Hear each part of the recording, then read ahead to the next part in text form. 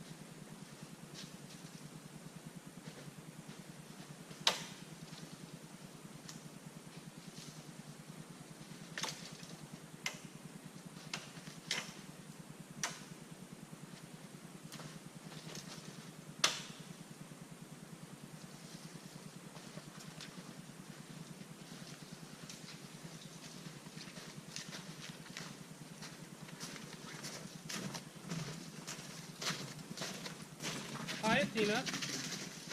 How did you get out?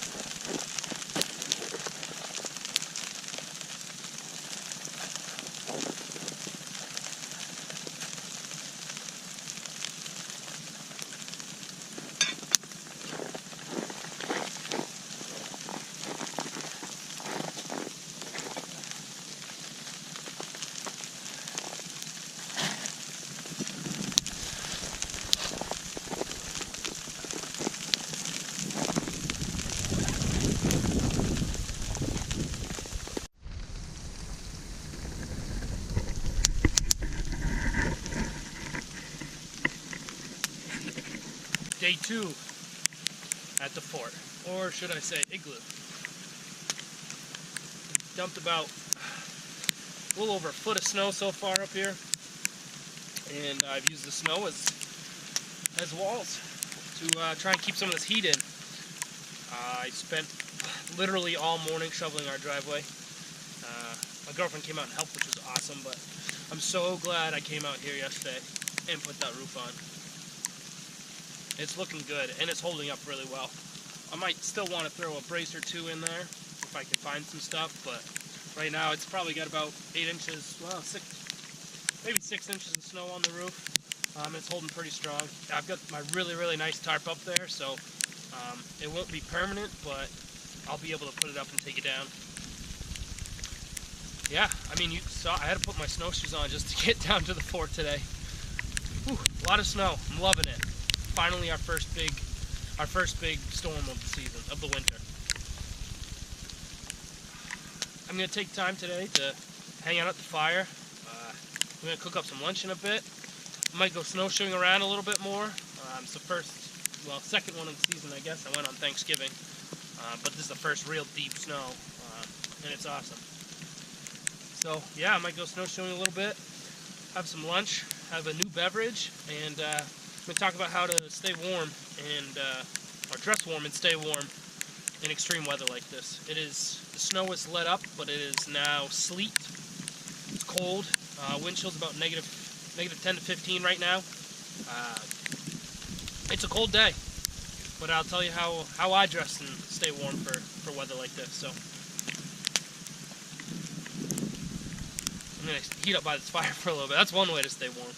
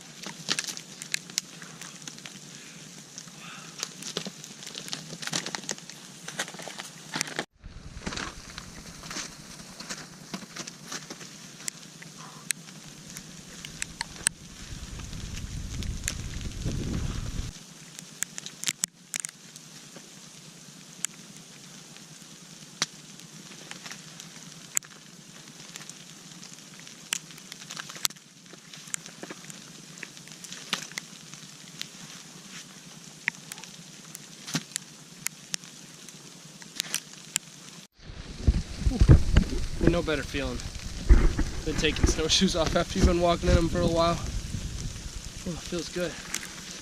Alright. I want to talk about dressing and staying warm in severe weather like this. Like I was saying, I mean, it's probably about negative 10, just to be on the safe side.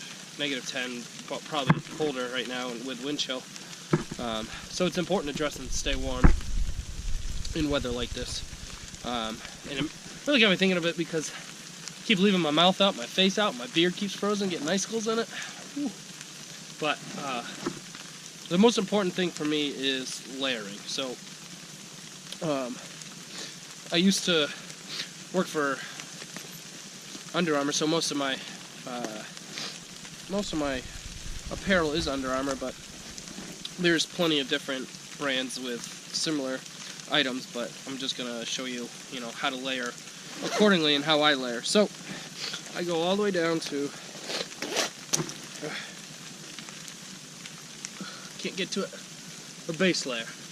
So I always start off with some sort of base layer that's tight to the skin, for a couple reasons. Tight to the skin, so it's gonna hold on to your warmth better, but also it allows you to add other layers on top. So after that, I usually add either a t-shirt layer or another thin long sleeve. Like this one's the thermal type long sleeve. A t-shirt works too, because essentially you just want to keep your core warm. That's what's most important. But a long sleeve is nice because all of it's warm. And then I go another either same thickness or a little bit thicker layer. Seeing as I have 2 jackets on, I went with another thin layer. It's another thermal type material, and it has a hood on it, which is really awesome. So keeping the core and your head warm is really important, and through the layers you can really do that. So I have my Under Armour base layer, and it's just the standard cold gear that Under Armour has. 2 different types of thermals, one with a hood. And then I have, this is a cold gear infrared jacket by Under Armour. It is a 3-in-1, so it actually has another interior layer, but I'm not a huge fan of that fleece layer because it's bulky. So if I'm doing long trips or backpacking, that if I need to shed a layer, unzipping that and packing it away is a little bit more difficult than packing away a thinner layer. And this outer layer has infrared technology, so essentially it uses your own body heat to keep you warm, so that holds heat in well enough. And then if it's really cold like it is today, I usually throw another layer on the outside. So this is a insulated jacket. My sister got this for Christmas for me, kind of as like a joke, but also serious. It's like a vintage style, like Mainer's jacket. It's awesome. It's thick, it's bulky, but it's insulated, so it adds all that additional warmth. So that's how I keep my core warm. My legs are another story. So typically what I'll do with my legs is I'll wear some type of cold gear base layer on the legs. I have a couple different types. One I have is it is the standard cold gear base layer, and then the other one I have is a cold gear base 2.0, and I think I have a base 4.0. Each layer 2, 3, 4 is for additional warmth, so it's a little bit thicker, but it still has the cold gear technology, or the Under Armour technology, where it wicks your sweat and keeps you dry and warm. So in most days I can get away with just the base layer and then my snow pants. That's usually enough. Today, where it's so cold, I actually threw on a thin layer, a pair of sweatpants. I think, like, my opinion is the snow pants are awesome, but I think the functionality-wise, I like the bibs better. I don't have any, but I like some, like the overalls, because I have to put a belt on these snow pants to make sure to, keep them sliding up and down, but they still slide a little bit. So the bib is just a little bit nicer, and then you can wear like regular, whatever your regular bush pants are underneath, and with a belt, and it wouldn't get in the way. Like, you don't need 2 belts. Anyway, but that's how I keep my legs warm. My feet, right now I'm wearing my, they are Gore-Tex shoes, but they're not insulated or anything, but they're the only boots I have that fit in my snowshoes. So I usually put a pair of wool socks over another pair of regular socks, and on really, really bad days, like when I was ice fishing last week, we put toe warmers on to keep our toes warm, because it's pretty chilly and you're just sitting around not doing much.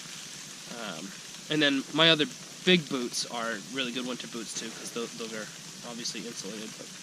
So that's the bottom, that's the core down to the bottom, and then the other most important part is the head. So most days you can get away with the hat and the hood, and then I have an additional hood, so that's usually plenty.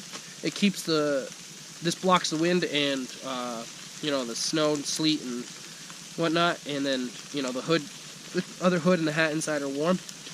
But today, because it's so cold and my beard is freezing, I have this. I think it's some have it call it a hood, but I think it's technically a balaclava.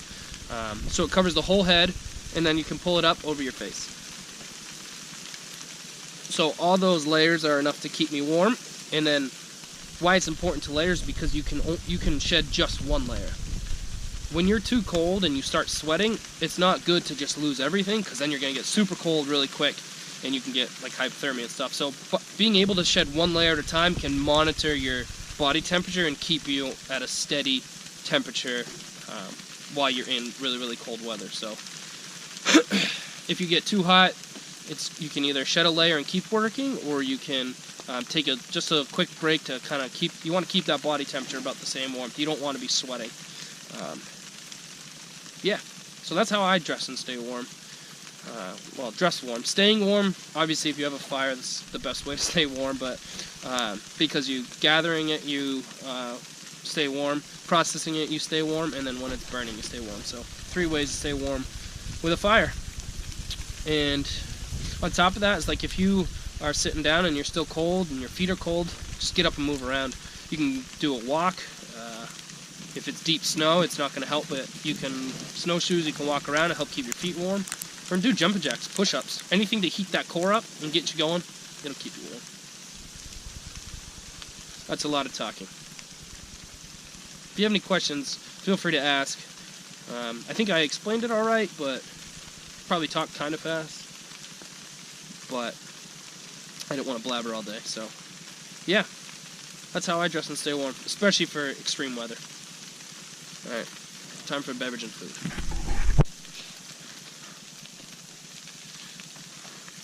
Ooh, I don't know if you can see me through the smoke. The other thing I forgot to mention about staying warm is if you ever have to take your gloves off, put them in your pocket. If you don't, they get really, really cold. If you just leave them out, they get cold in a hurry. So today's beverage on tap is another one from Bandit Brewing. So I think at this point it's safe to say that they're my favorite brewing company. I don't know. But it's a sweet, sweet loco. It's called the Jolly Woodsman. It's just, I mean, it's an axe on a stump, but it's pretty awesome. I like it. So it's called the Jolly Woodsman. It's a coffee stout. Fuels the most voracious of fires or the most ardent woodsman. I like it. Domestic pale malt, English black chocolate, and roasted malt, Summit and Centennial hops, speckled axe, Kenyan espresso, Saco River water, yeast. Alright. Cheers, ladies and gents. Ooh, that is so good. That's a new one by them. It's so good. Oh man. It's not like thick, like a lot of coffee stouts can be sometimes. Like just overpowering, like that coffee taste, and it's not like too thick. And it's 7.5%, so it's a pretty nice stout. Ooh, so good. Ooh. That's a really good one.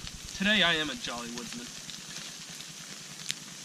Ooh, it's chilly, but it's a nice day in Maine. Just another beautiful day at the fort. I'm gonna get this food on here in a second. I'm starving.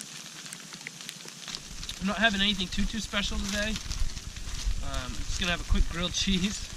It's delicious. I don't care, because we're gonna make some food for NFL Sunday. So, quick grilled cheese just to hold me over, and I'm gonna head in. My knife. Is that a butter knife? Where'd it go? Here it is. Butter knife. Butter knife. Let's see how cold my butter is. Oh, it's still good. It's still golden. It's still golden. Hope that pan's not too hot. It's probably way too hot. I'll burn this. I'll burn the crap out of this probably. But I don't care. I'm so hungry. And I love grilled cheese. This knife, I'll tell you though, is pretty cold on the old phalanges. The old phalanges. Butter.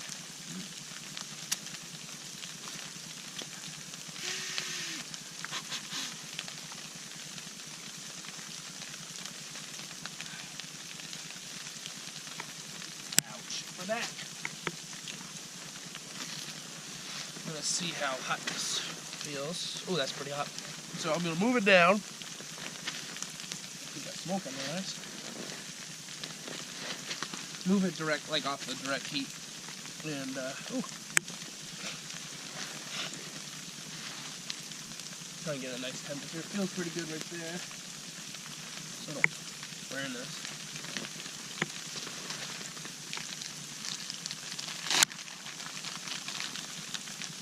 Oh man, the cheese is frozen. I don't want to rip it apart. There we go.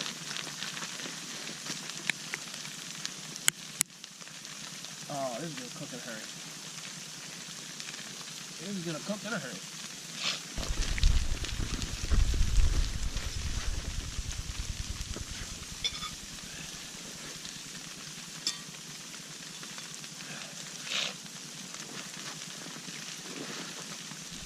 my cheese is falling out. Come back here, cheese. Ooh. Look at this.